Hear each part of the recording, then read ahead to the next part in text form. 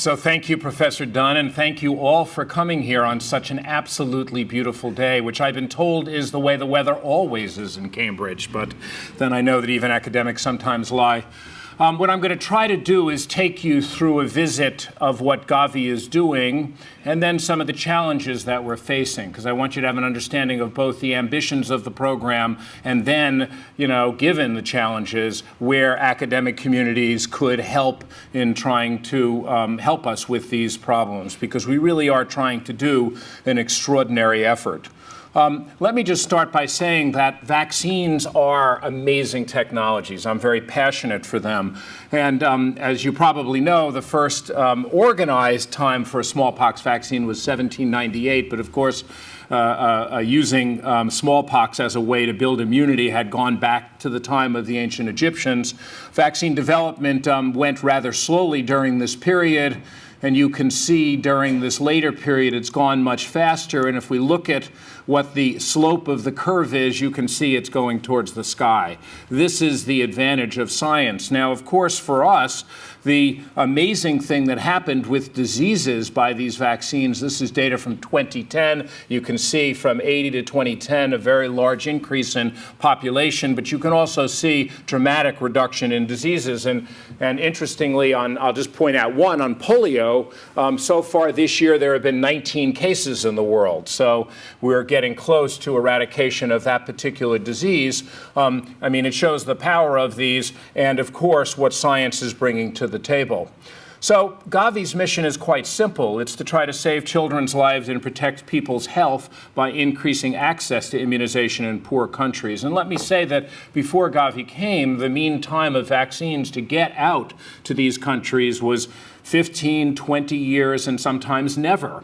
And of course, I've shown you the number of vaccines that occur, so we're going to talk about what that's done to our program.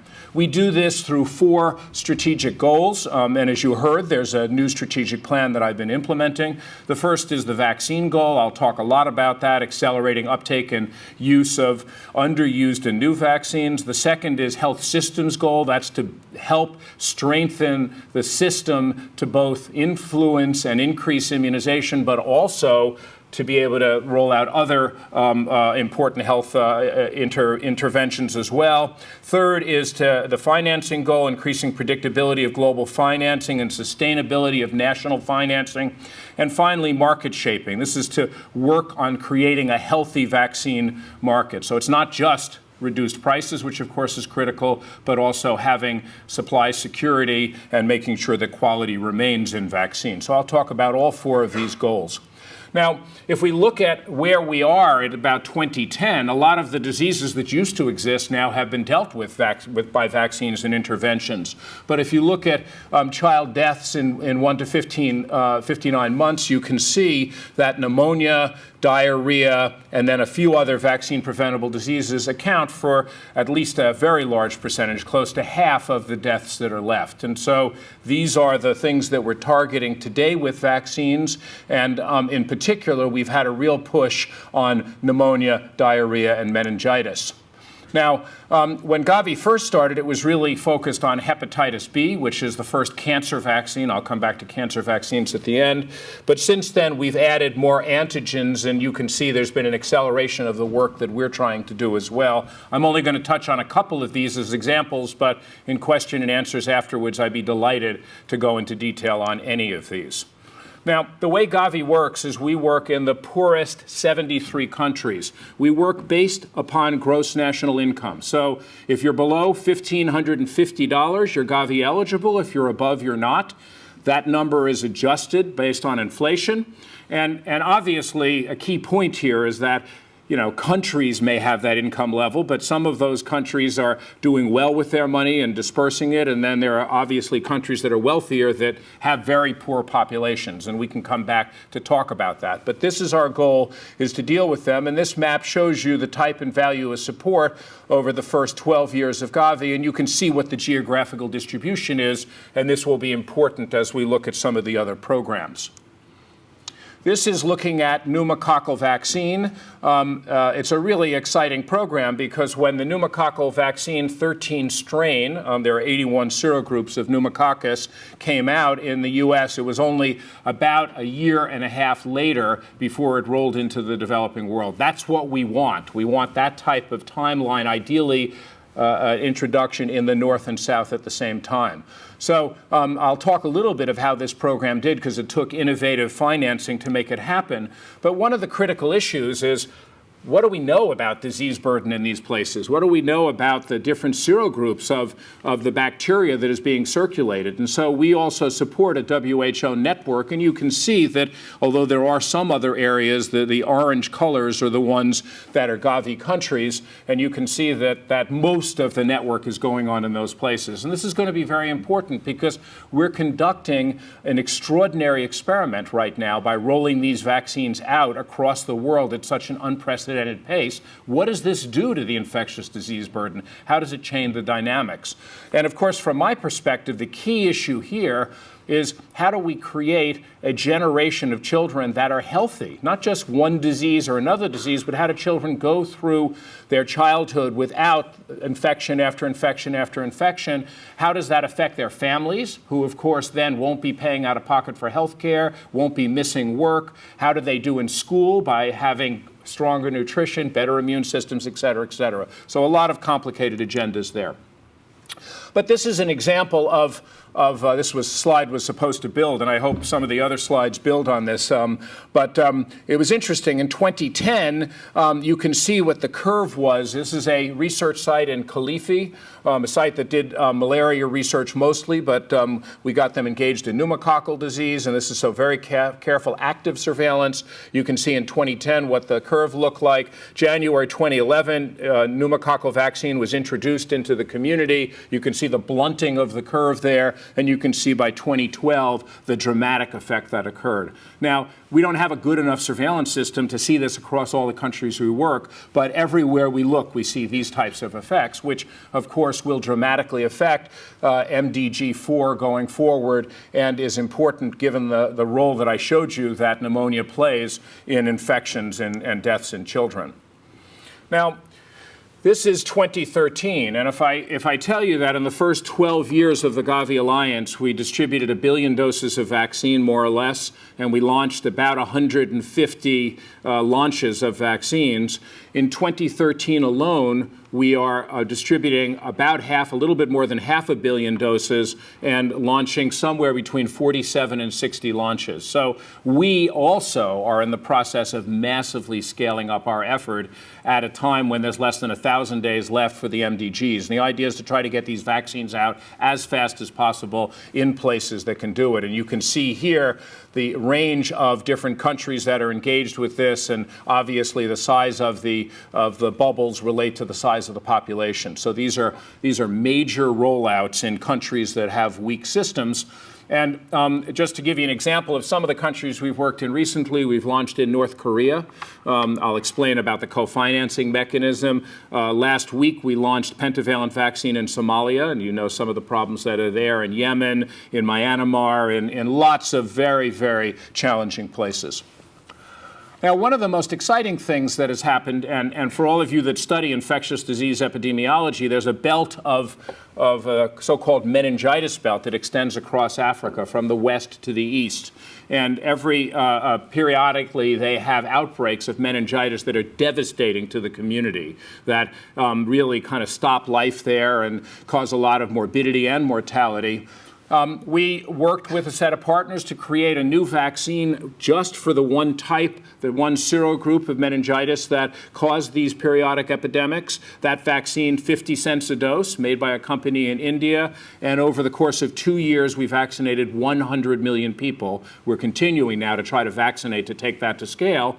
And what we're seeing is disease disappear in this place. And it's really extraordinary. So Burkina Faso had, last year they had 4 cases. All 4 of them were imported from surrounded countries. They had none of their own indigenous cases. And so this is the dramatic effects we can have in getting rid of a disease that has been really horrific for generations. Now, the good news is the ambition where we are, but I'll show you this here and I'll show you later as well. You can see on the top, we've got pretty good coverage. We're still missing about 1 out of every 5th child on the older vaccine like DTP. Hepatitis B was the first one that Gavi really pushed hard. Pretty good now, Hib a little less, but pneumo and rota are just at the beginning of their scale up.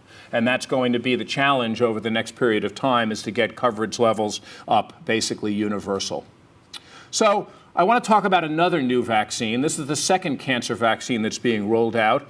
And prior to Gavi, this is the distribution of where HPV vaccines were rolled out. This is a vaccine against human papillomavirus, and cervical cancer is directly correlated, as are some other cancers of the throat, head and neck, anal cancer, penile cancer, a few others, but mostly it's cervical cancer. And this was the distribution prior to Gavi. And on the next slide, if you look at this, these are the Gavi countries in hatching here. This is the distribution of the disease. Now, you might look at that and say, well, the reason the distribution is like that is because of where the vaccines are. But no, it has nothing to do with that. The vaccines were relatively new. It happens to be that there's almost an inverted map of where the distribution of disease is and where the vaccines are being used. And this is the problem that Gavi is trying to solve. 275,000 deaths a year from cervical cancer, 85% of which is occurring in the developing world. And in the developing world, what's really interesting is that they have a triple whammy. They don't have the ability to diagnose the disease. The incidence of the disease is higher, but also the mortality is higher because they don't have good treatment in place. So one of the debates that occurred was, well, should we roll out vaccine if we don't have a good diagnostic and we don't have a good treatment program? And of course, the answer is if we can prevent the disease, we should do it. And this vaccine is very safe and prevents 70% of the causes of cancer. So we're in the process of trying to roll that out, and we hope to have 30 million girls vaccinated against HPV. I'll be making an announcement next week on some of the new pricing that's going on in terms of moving this forward. One other point on this is that as part of this effort, we normally work with children. You could give this vaccine to children, although it hasn't been tested yet on how long the protection would be, but you'd have to wait then until those children became sexually active and were at risk of disease. So the idea is to give it to adolescent girls before they become sexually active, and now we have a new intervention. And one of the questions we asked from a public health perspective is, shouldn't we combine this with other interventions? Because adolescent girls have no contact normally, and of course they should learn about family planning. They should learn about safe motherhood. They should learn about good nutrition for themselves and their babies. They should learn about other aspects of health education that's important in that group. And so we've tried to kind of force that partnership, which traditionally doesn't happen very well because public health tends to be very siloed. And so we're in the process now of initially working with countries to say, how do you distribute these vaccines in your country? Is it via school? And if it is school, what about the girls that aren't in school who are going to be at risk? Is it through campaigns? And if so, how do you mix people that aren't being reached by the campaign, the hard to reach that may be at higher risk? And as part of that, we're trying to combine this with other programs as well. So how does Gavi work? It's a very unusual organization, and you saw the title was a 21st Century Partnership. We don't have people on the ground.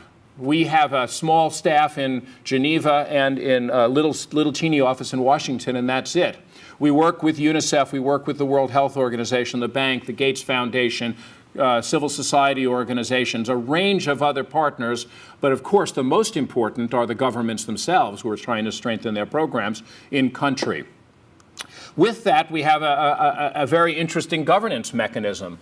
We have developing countries, developed countries, the vaccine industry, both from both the North and South, independent individuals, representative of the big partners, donors, et cetera, all sitting around the board table. This makes for a chunky governance mechanism, but what it does is it helps align all of these groups onto the very important mission we have. And so a lot of the debate that goes on, and we're we're often criticized. For example, some groups say, well, it's terrible you have vaccine industry on your board. Of course, they're very good about stepping out of the room when we discuss prices. But the idea is, how do you get people to work together to try to solve these very complex issues? And this is really a very innovative way to do that, a public-private partnership really working together on this.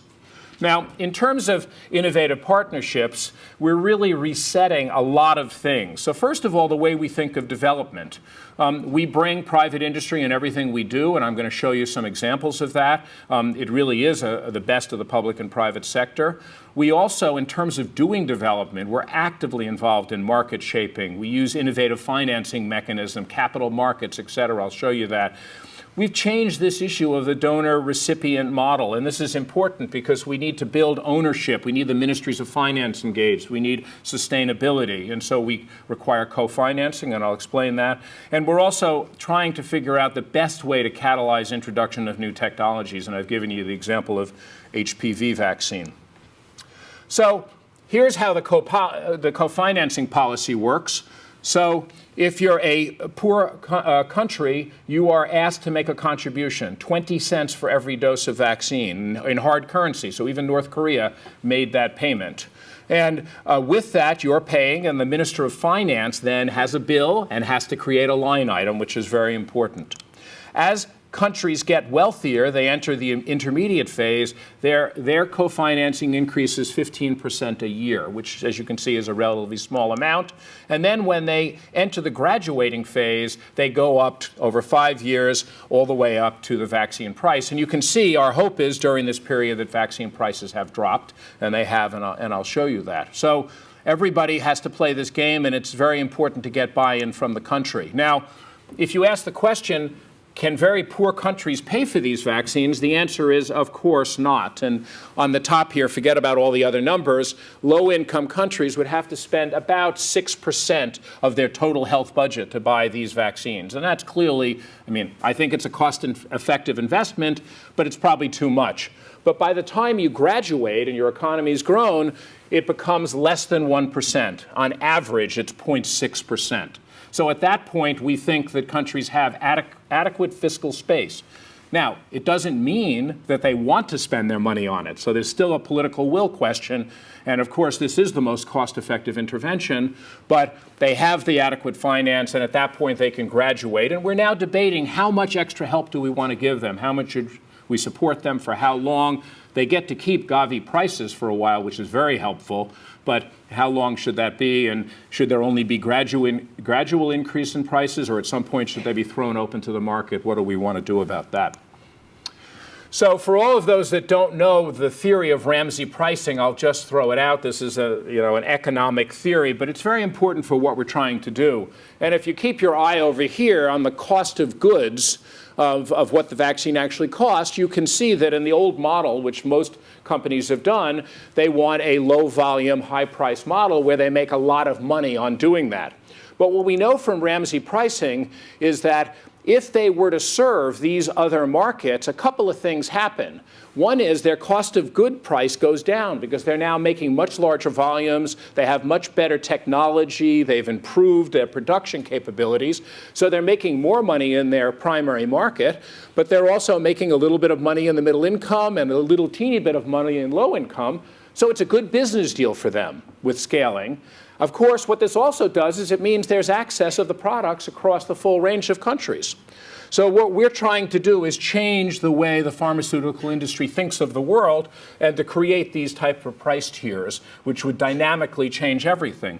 The problem isn't the companies, and the problem isn't the developing world. The big problem is, will developed countries allow this? So if they need to have that high price to make money, and if they know immediately that we're selling the vaccine much, much less here, will they say, well, we want that price too, and that will destroy the effort. So this is an educational system that requires education for everybody involved and is the movement we're trying to do.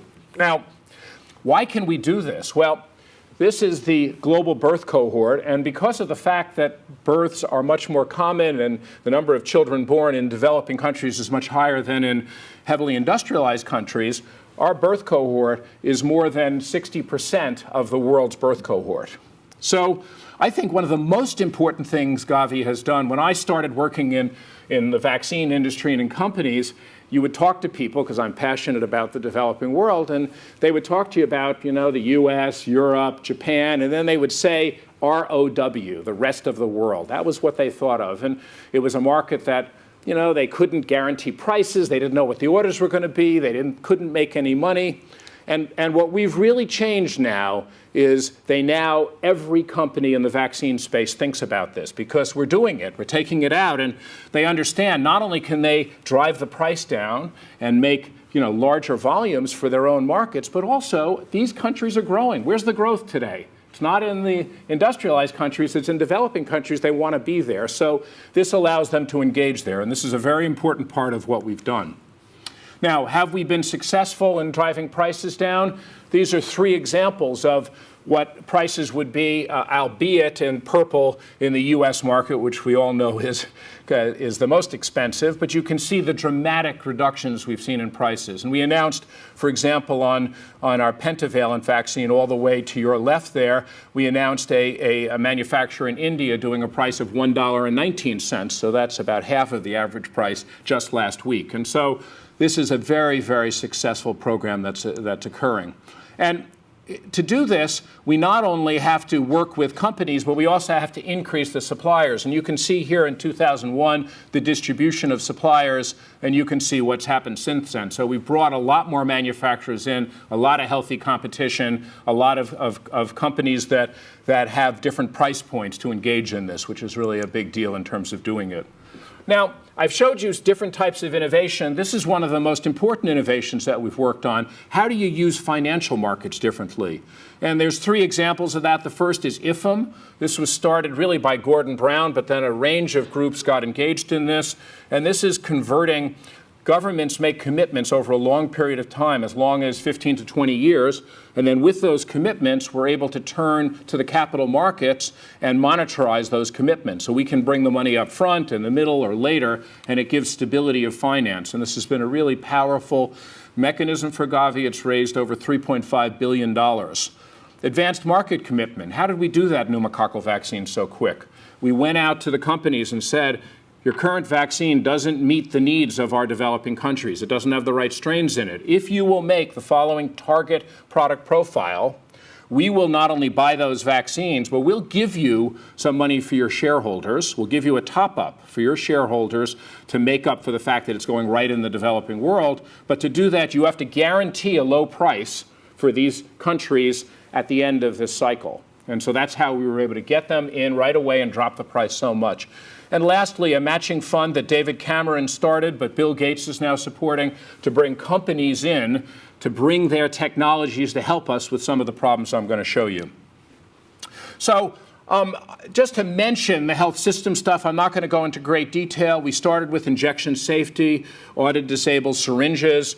We went on to a health systems program, funding platform, and performance-based financing. I'm happy in questions to answer those. But just to say it's absolutely critical that we invest in systems to help them move forward on trying to do this unprecedented spread of vaccines.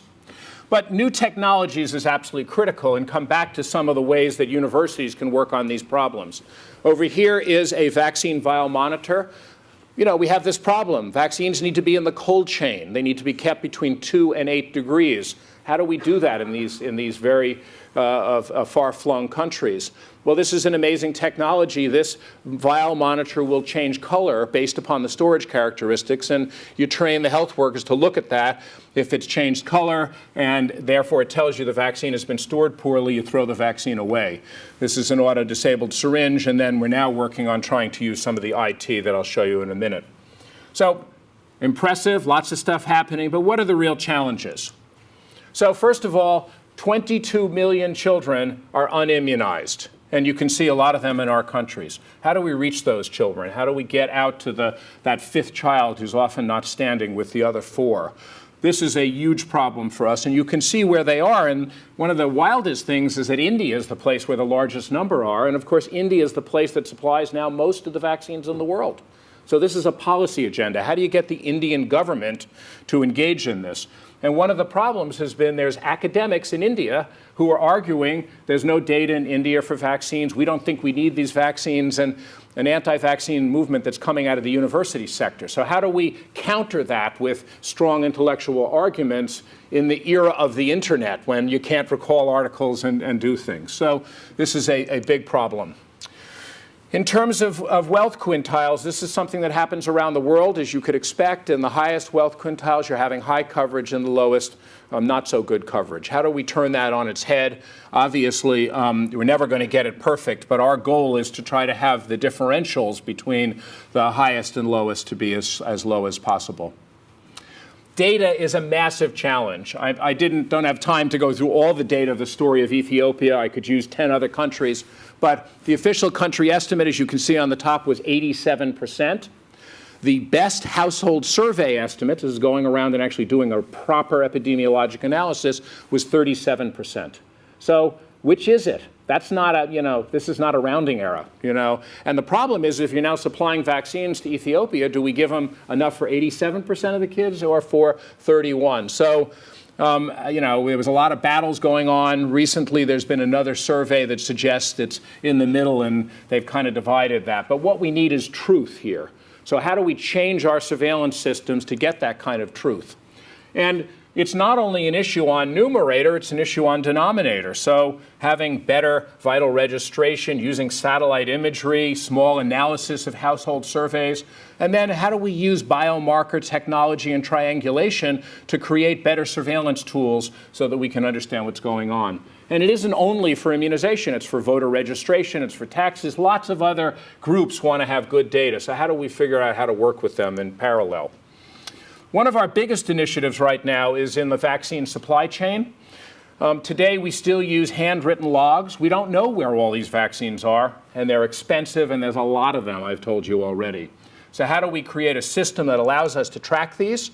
I recently did a TED challenge on tracking and tracing vaccines in the supply chain. One, we ought to be using digital technology for stock management. We ought to have new standards. For example, should we be putting 2D barcodes on all the vials? And then if so, how do we track it? What's the software look like? What are the tools we use in these settings? How do we use the killer apps of mobile phones? And then even how do we work with other interesting projects? One of the things that came out of the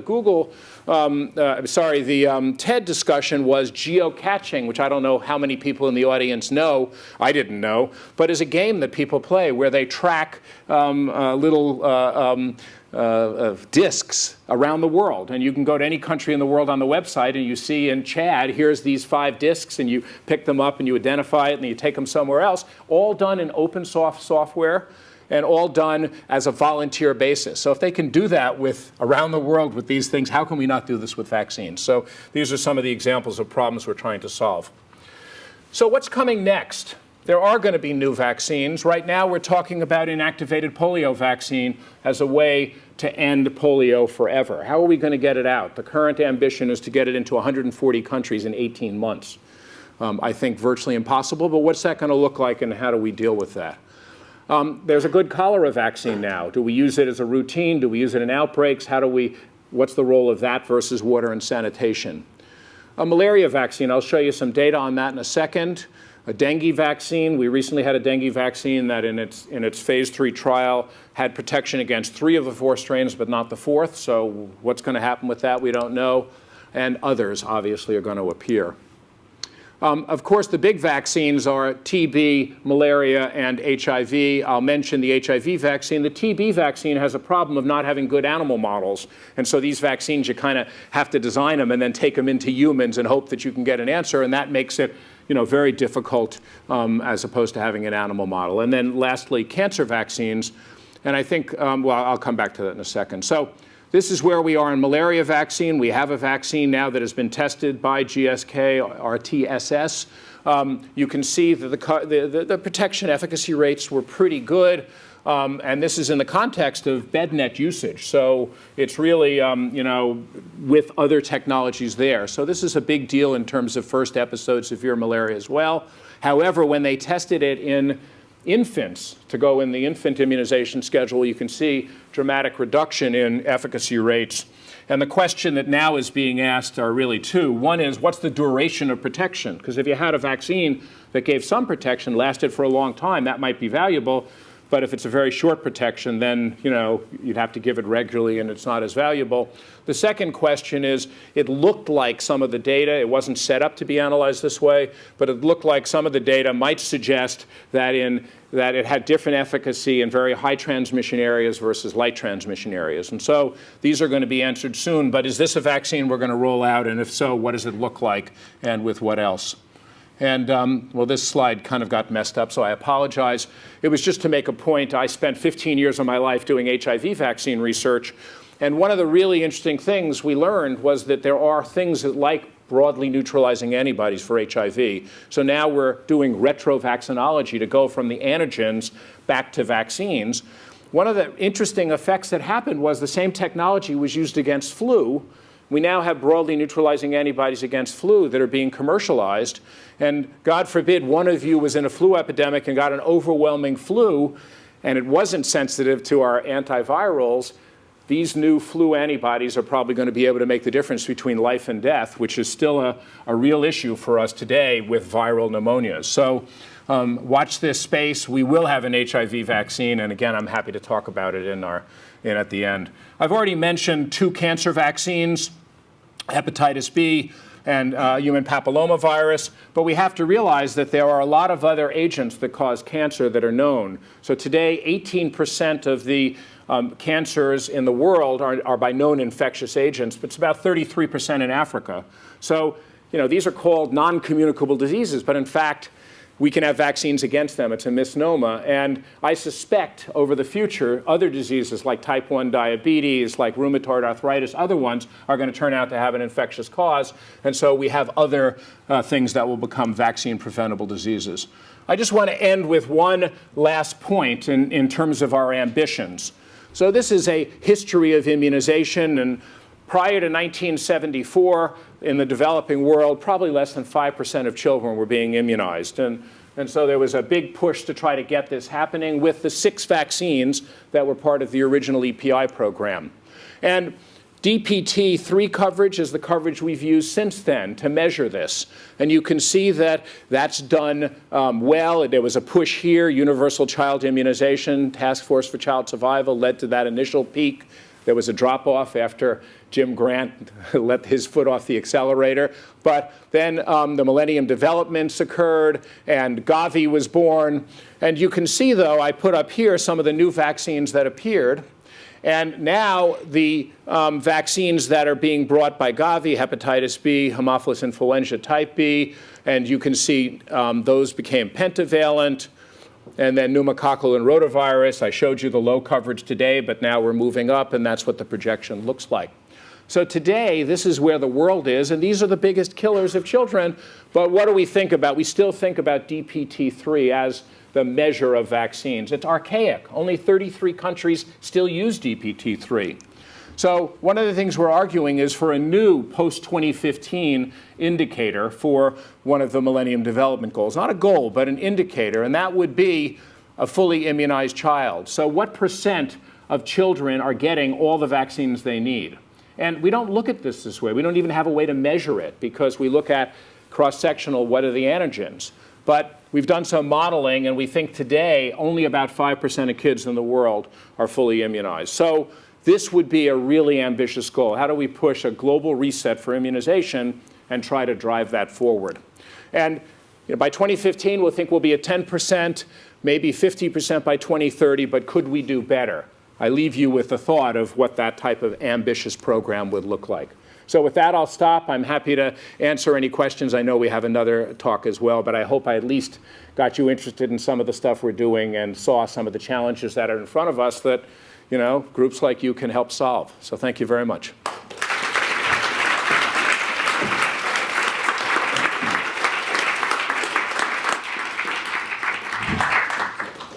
Thank you, Seth.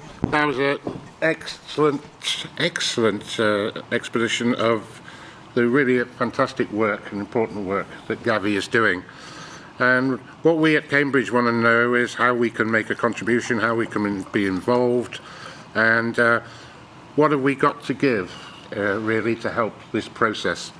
So what we're going to do first, rather than have questions now, is to ask Professor Derek Smith, who is a director of the WHO Coordinating Centre on Emerging Diseases here in Cambridge, to respond to some extent to Seth's talk and maybe start the conversation about how Cambridge might be involved and engage in this important activity in terms of global health.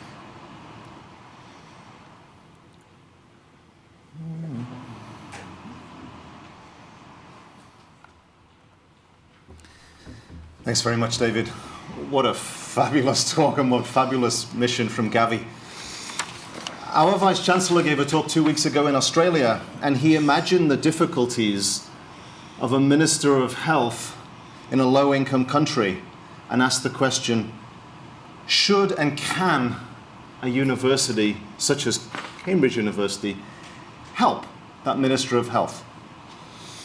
Considering the moral and academic values, of course, it is a resounding yes that we should and that we can, but not only because of the mission of the university, which is to serve society, but also because by engaging with people and to be constantly engaged and engaged in their very, very difficult challenges, one of the ways that we can deepen our understanding, and there is always a fabulous synergy in these types of activities. We as universities are in a unique position, and I add beautifully complementary position to GAVI's position for, as the VC said, for 6 reasons. Because of our independence, because we do things openly, because of peer review in the academic world, because our mission is to reveal truth, because of the trust that we have to endear in order to do that, because of the partnerships that are so natural and needed that people employ to solve problems. People in universities are solving problems, and the integrated way in which this is done across many disciplines, again, because it's needed and it's natural to solve problems. And also, of course, because of idealistic academics who are committed to changing the world, who can bring in networks, can bring in some instances, profound expertise. And we know that there are many, at many universities around the world, including Cambridge. As David said at the beginning, the Cambridge in Africa program with over 100 PIs from across the university, the vet school, the medical school, biological sciences, the technology cluster here, social sciences, not only Cambridge in Africa, but this new Wellcome Trust Center for Global Health Research and the WHO Collaborating Center with very broad and very collegial and cooperative integration throughout the university. And most importantly of all, idealistic students and idealistic postdocs in the droves that we are so lucky to work with, and that we can try to engage in the sort of missions for their lifetimes and for their careers that are important to exactly the sort of issues that Seth just talked about. Bringing the energy and the creativity of youth. Bringing game-changing, positively disruptive research and technology to bear. And there are many examples of this, and I'm not going to go through many examples. We've been meeting later today and just have before this to talk about some of them. I'm going to talk about one that is related to some degree to the sort of stuff that's talked about. That's led from Cambridge with collaborators in Rotterdam and in Santa Fe, New Mexico, that's directly related, as well as its scientific endeavors to design of vaccines. The technology is called Antigenic Cartography. It's a way of assessing, for the first time, fine-grained differences between different strains of the pathogens in the sort of diseases where this is most critical for. For measles, it doesn't matter. We basically get the same measles that the Egyptians got. But for many of the diseases that cause a lot of the morbidity and mortality today, These are pathogens that have diverged over time, for which there are many serotypes, for which, as Seth mentioned at the end, it takes new technologies and breaking technologies in order to introduce these vaccines, and not only to have them be effective and successful immediately, but to remain effective and successful. And to do that, we have to understand how these pathogens are going to evolve in the face of introducing these programs. And this sort of partnership and the sort of game-changing way in which GAVI is doing things can game-change the science that's associated with it as well, to not only deliver these vaccines, but to see the effect of them and to see the effects so that that success can continue in the future, and use each new one as a learning process to understand fundamental processes to go better the next time around and with the next vaccines that will continue to come around. I'm going to talk about two examples in the evolution of pathogens. I'm going to talk about flu and I'm going to talk about dengue. Not immediately a massive on the GAVI radar today, but great examples, great science to be done, and it's fantastic that Seth and his colleagues are here today to talk about how this sort of technology can be applied to the pathogens of interest as well. This is a so-called Antigenic Map. This is a product of Antigenic Cartography. This is a way of taking the sort of data that has been collected for years in surveillance systems around the world, in this case, the fabulous WHO influenza system, to take those sort of data and multiply its effect by understanding the paradoxes in the data, the irregularities in the data, finding ways to statistically improve the accuracy of the data, and produce these things called antigenic maps. Each of the colored dots in this map is a different strain of influenza virus. And the distance between the dots in this map is how similar these two pathogens are to each other antigenically. In other words, how similarly they will be seen by our immune system. If you can imagine an individual who's infected with the strain at the center of this circle here, that individual is going to be protected not only against that strain, but against strains that are similar to that strain antigenically. And the range of protection for the flu vaccine and for flu natural infection as well is about the radius of this circle. You can see that that only covers a small portion of these influenza viruses. The influenza viruses that it's covering here, these are H3 influenza viruses from the pandemic in 1968, the purple cluster at the top. And what we can see here is the evolution that has happened since then.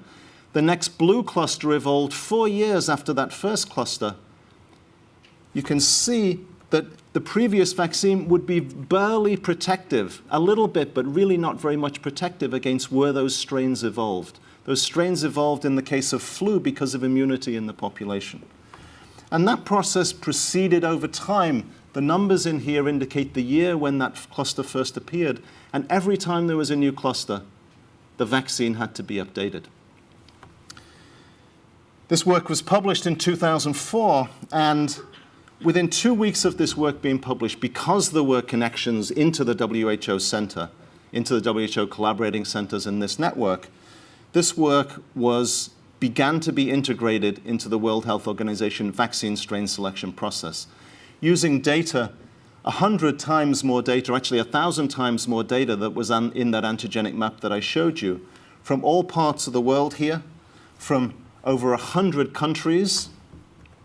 These data are collected, sent to one of 5 catchment centers around the world where they're analyzed extremely carefully. And over the last 10 years, those careful analyses have been sent to our laboratory here in Cambridge to do this sort of antigenic analysis. And I'm going to show you the evolution of these pathogens that we actually get to see in front of our eyes. We're going to look at the bottom portion of this antigenic map here. We're going to look at how the influenza virus has evolved since 2002. Each of the dots here again represents a different strain of influenza virus, in this case taken at a different month from somebody's throat somewhere in the world. The blue dots indicate the vaccine strains since around about 2000 through to the present day. You see there's been about 5 updates of the vaccine. And in the space of 1 year that we took you through in the movie here, the virus has evolved sufficiently to necessitate an update of the vaccine. As we go through 2003 here, watching this evolution in front of our eyes, we see another jump of the virus here and necessitating another update of the vaccine. And again here in 2005, another. Let's just look at 1 month per year during that period. Here in 2002, 1 year later, update the vaccine. 2 years later, update the vaccine again, and 1 year again. This was a particularly adventurous time for the virus. The virus doesn't normally evolve this quickly. In fact, in the last 4 years, it's remained in the same antigenic cluster. What we have here is a disruptive technology to understand this type of evolution, and as well as disruptive technologies, things like universal, or perhaps more realistically, more broadly reactive vaccines, to bring into scope the sort of vaccination against HIV and some other pathogens that Seth talked about, also breaking technologies to understand what's happening as a result of that vaccination. And of course, to go further, to say, well, what next? What we've just showed you is what, to show how the virus is evolving around the world. And we're now, and other universities around the world as well, involved in a great deal of research to see if we can fundamentally understand these evolutionary processes to predict what's going to happen, to get ahead of the game instead of following it, to get new strains in the vaccine before they're needed, possibly even to block off the evolution of these pathogens and make our vaccines not just successful today, but successful into the future. Here's another example, and this is an example that is led by one of these fabulous students that we talked about with such creative energy. This particular student is Leah Katzelnick, with help from Sarah James and Judy Fonville, also both one student and one postdoc in this university. Leah saw this technology and she says, I want to do this for dengue. She pulled together this network of over 20 laboratories around the world, of dengue researchers and dengue surveillance in order to apply the same sort of technology to dengue. And of course, one of the big holes in dengue understanding in the world is Africa. And with the Cambridge in Africa program and the Thrive program has also pulled together institutions in Africa to start to get some understanding there as well, because of course, as Seth just mentioned, it's such an important part of the world for many pathogens.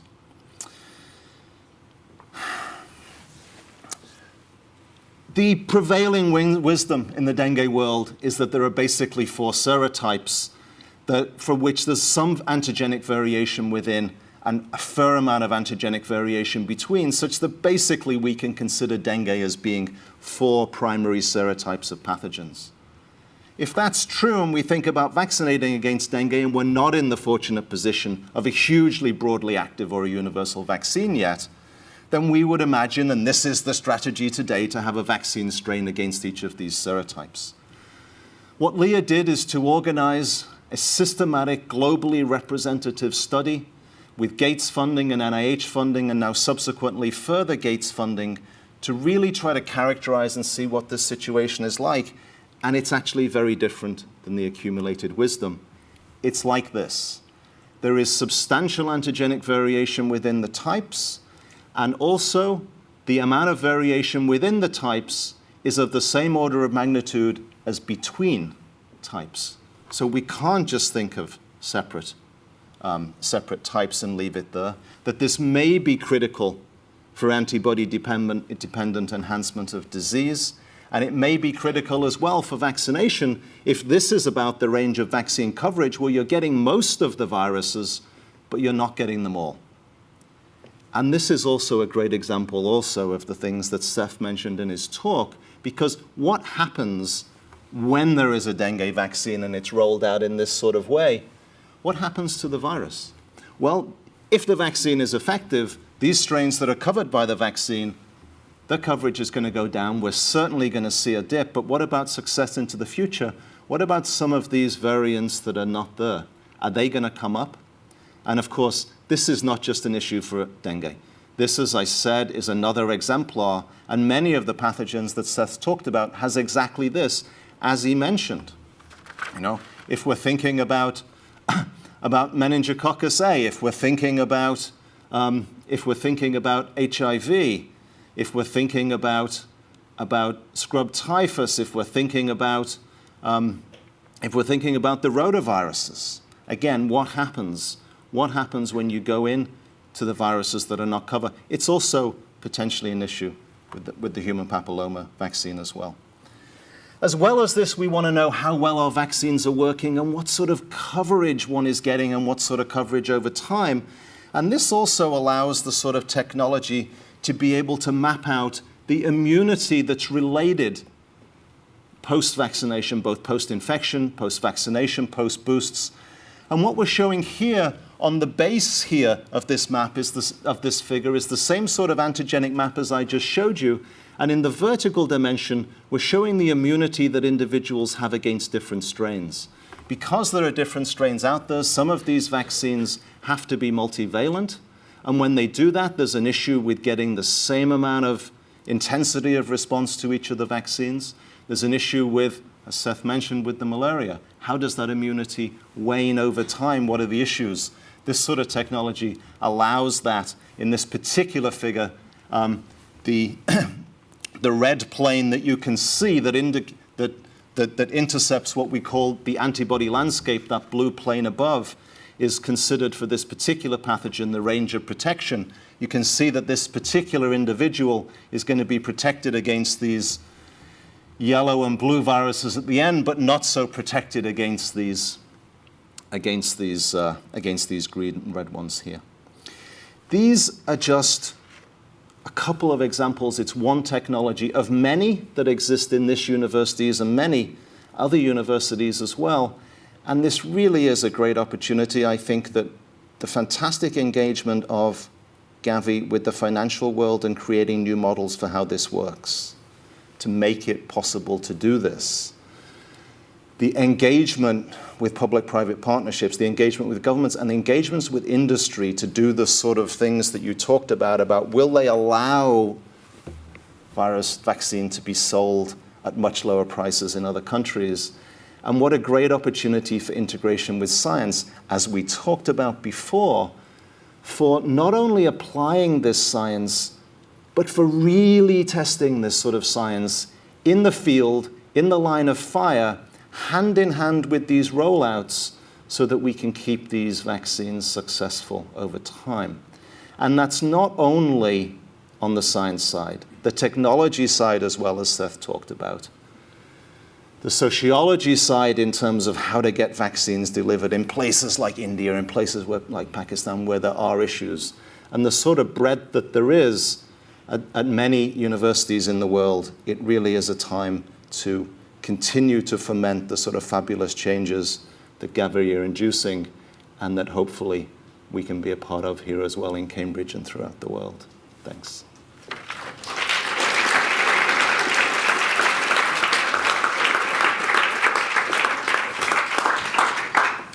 Thank you, Derek. I think we're running a bit over time, but I think we can have 10 minutes here where we can open a discussion. I'm sure there are plenty of questions that people have and comments that people have to put to Seth. And we'd like to open a conversation at least where we can talk about what GAVI might need from us, what we might contribute, and what is the future really. So, any questions at all? Yes. Thank you very much. That was a fascinating talk. You started with smallpox. I always feel sad, ironic, the tremendous celebration of the eradication of smallpox followed 2 years later with the emergence of HIV. But going back to smallpox, I know there are reasons, but could you elaborate a little bit about the success of that campaign, which was done on a very relatively, by comparison with what's spent today, say, on polio, low budget? So thanks for the question. And let me just start before I answer that question just to say how impressed I am with the talk that Derek did and the problem he raised, because he didn't talk about how bad our current flu vaccine is. He talked about antigenic variants, but it also doesn't work in the very old. It doesn't work very well in the very young. And there's a lot of exciting technology, some coming out of the UK, some coming out of other places. And this is an area that the world desperately needs, particularly with H7N9 and whatever the next things are. So you know, we could have another discussion about that. But going to the question on smallpox, for eradication, the critical thing is to not have non-human vectors, because if you have, like with yellow fever, where monkeys get it, it'll continue to get reintroduced. Ideally, you want to have a disease that is visible, and of course, smallpox, terrible mortality rate, but also these incredible cases where you can make a physical diagnosis and therefore understand when the disease reappears and looks for it. We don't have that in polio. And so in polio, the attack rate is maybe 1 in 100. And so it's much more complicated. There's a lot of other things that cause paralysis. You have to have a sophisticated lab system.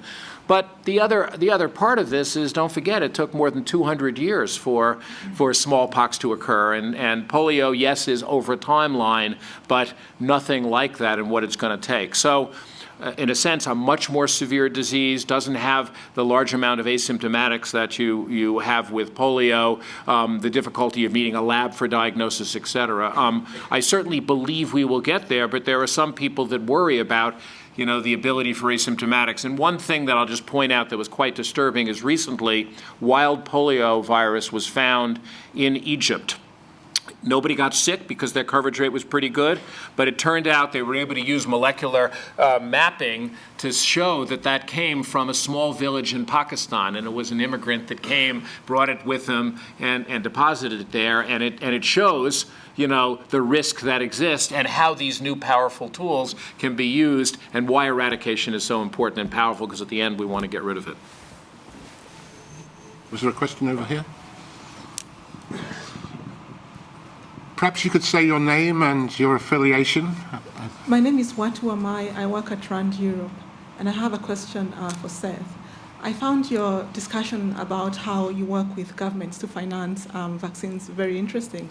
And I wondered if you could tell us a little bit more about how you collaborate on health systems strengthening with governments. And related to that, whether GAVI in distributing vaccines faces challenges relating to counterfeit products that usually tend to be rampant in many African countries, for example, and how this influences your work. Thank you. So thank you. On the second part of it, we don't luckily have a problem with counterfeit because, in essence, we work with the government. We supply it in the public sector. There's not a big private market for these right now. And so, we don't have the same problem that drugs have. And this is a huge problem, as you probably know, with malaria drugs now, artemisinin-containing drugs. And even now, the tools they put in place are also being counterfeited. So it's a big problem. In terms of health systems, we've had an up and down because even though we invest a lot, we've invested close to $600 million in health systems in our countries. Compared to the problem, that's a drop in the bucket. And from a philosophical point of view, we want to support the health systems, the national health budget, the priorities of the country. But we also want to see some effect on immunization. And so we've gone from initially being very immunizations-focused, project-like, to general kind of support, not seeing those connections and effects, and now moving to having support that helps lift up the whole health system and is integrated, but has some linkages to seeing immunization results. And that's really where we're trying to get. One of the challenges, though, is we're focused on vaccines. And rightfully so, of course, not only do we need to think about the whole health system, but we need to think about other interventions. So DRC, for example, of the 11 provinces, 8 of them we have to reach by air because of the quality of the roads. Well, the logical question is, why aren't we distributing antibiotics along with our pneumococcal vaccine for other types of pneumonia or failures? Why aren't we doing zinc and ORS for diarrheas, et cetera, et cetera? And, the answer is a pragmatic one of, focus to make sure you get stuff done. But we really do have to integrate these programs going forward. And that'll be a huge issue with malaria vaccines if they are rolled out, because they have to go with residual spraying, with bed net use, with treatment, et cetera. I wonder if just one more question, and then maybe we should continue the discussion over a glass of wine. Or maybe we should do one more question. Yes. Sorry. We have lived in Africa for 35 years, worked there. My husband was much involved in getting the polio vaccine out and medicine. I'd like to make one or two points. I appreciated your mentioning family planning. Could you hold the mic a little closer? Sorry. Yes, it should be offered to, when you're offering the other thing to young ladies. We have seen the rather dire effects of UNICEF rushing around Africa with very good immunisation programmes, but no family planning offered, which means that the population is increased massively, and where motherhood you can expect to begin at 14 in Africa. It really is vitally important that a university like this is concerned with the whole quality of life improving for every family in Africa. And Melinda Gates, I think, is quite wonderful. Now, I'd like to make one point, very clear one, about family planning. There's no resistance to it. Every woman in the world would like to be able to control how many children she has and manage her private life according to how she wishes. And in Africa, injections are hugely popular. Now, we're left with the fact that you've got a choice between Depo-Provera, which protects a mother for 6 months, or usually Norplant, which is 5 years. And I wonder whether any research and any effort can be made to realise that making good injectable family planning available to the poorest villages in Africa really is a vital part of improving the whole quality of life and health there. Thank you. So I would just say that, first of all, Melinda Gates has made this a campaign for herself. It's important that all of these are connected. What we know over populations is that until you control child mortality, family sizes in general don't go down. And the reason is people have large families as their kind of insurance policy. As parents begin to believe that their children will survive, then the family sizes can go down, but only if they have access to technologies. Now, you've said, rightfully so, that every woman in the world wants that, not necessarily every man. So one of the challenges is how do you create systems that allow women, and the reason injectables are so popular is not only they have a longer time effect, but also you can get them without having something sitting in your house or using it and all of that. So part of this has to be making it available to everyone, and this is critical to make population not go to 10 or 11 billion, but go to 9, which of course is still way beyond the carrying capacity of where we should be. But then secondarily is to try to build into your health education, the education for girls and for boys to try to understand this, because what we need to have is a society where women are empowered and aren't having to sneak around to do this, but this can be part of the discussion in the family, et cetera. So, but I think these are real issues that are important to be followed. Thank you very much, Seth. And thank you very much for your whole contribution and visiting us. And I'd just like to thank a few people.